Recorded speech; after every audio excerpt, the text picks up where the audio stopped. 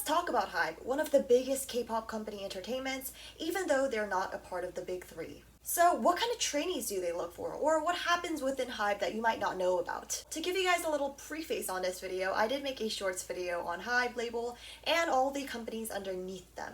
So let's go back to the topic of Hybe and their labels. Talent is a given, it's a non-negotiable that you must have. But on top of that, you also have to have other unique things about yourself, whether that be your personality, your visuals, and anything else that makes you stand out from others. So that's what's a little bit difficult about Hybe, is that they're a little bit different from the traditional big three, and they don't really have a specific style, look, any kind of category that they prefer over others. So now let's move on to the questions that you guys asked, and the first one is, do companies within these sub-labels sometimes trade trainees? Well, anything is possible, so yeah, this could definitely occur. However, what usually happens is that one trainee actually finishes their contract with the original company that they stayed with, and if it actually ended up on a good agreement, this original company might suggest to the other company saying, hey, this person is actually going to leave our company, maybe you can join theirs. So that's kind of how the process works, but usually that's not really how they find trainees. It's usually just through auditions, like the traditional audition forms. And the next question is, can you change companies within Hybe if you wish so?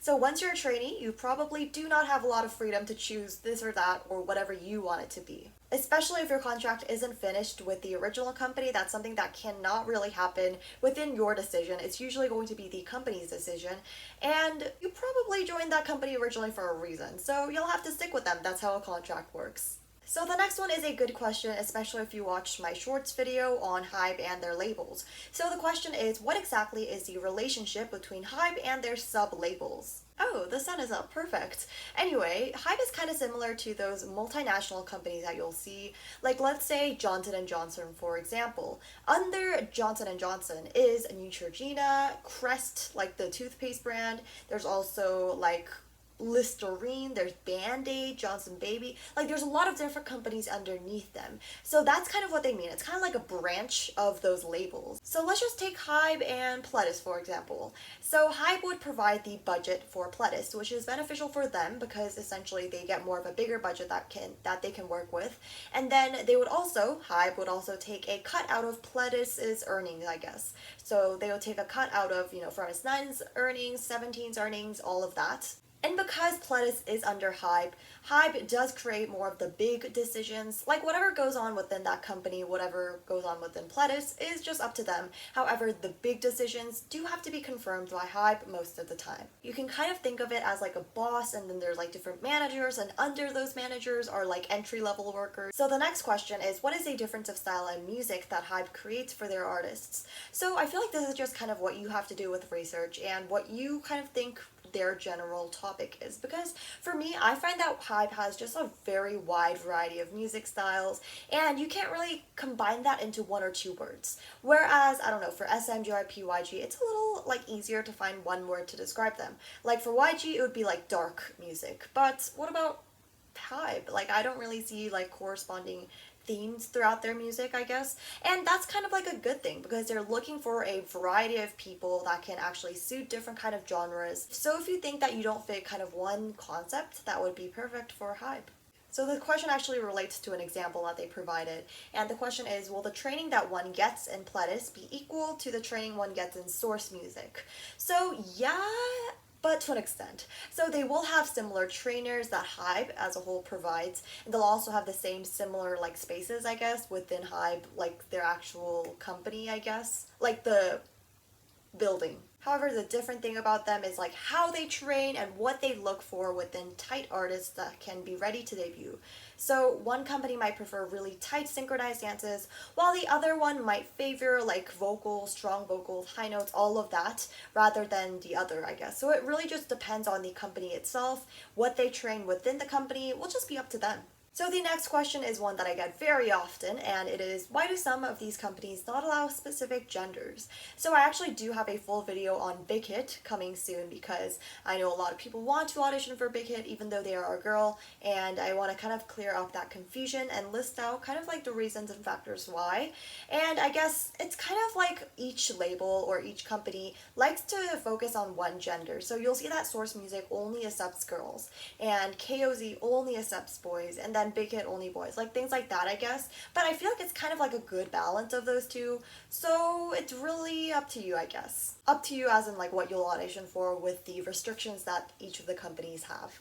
The next question is, do the sublabels still have CEOs or is everything under Hybe? So each sublabel does have their own CEO. However, the person that's kind of like above them would be like the owner of Hybe, which is Bang Si-hyuk, and he's kind of like the CEO of the whole Hybe.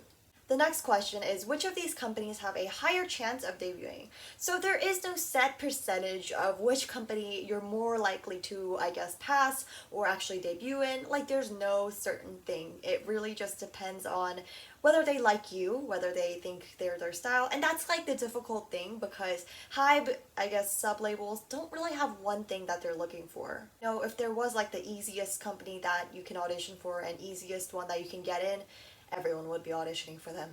The next question initially confused me, but it asks, do they treat their sub-labels as their main one? So by main one, I'm going to assume you mean Big Hit, like the company Big Hit itself. That's what like Hybe labels used to be named until they renamed it. But I'm going to rephrase this question in a sense that it makes sense. So like, do all of the companies get equal treatment essentially? So yeah, bigger companies actually might get a bigger budget because they might have bigger projects that they work on, and you know, just like artists that bring in more profit, kind of like Big Hit, they get more profit because of BTS. Whereas, I don't know, Source Music, right now the only artist they have is LE SSERAFIM, and even though they're big, they're not as big as, you know, BTS, so there you go.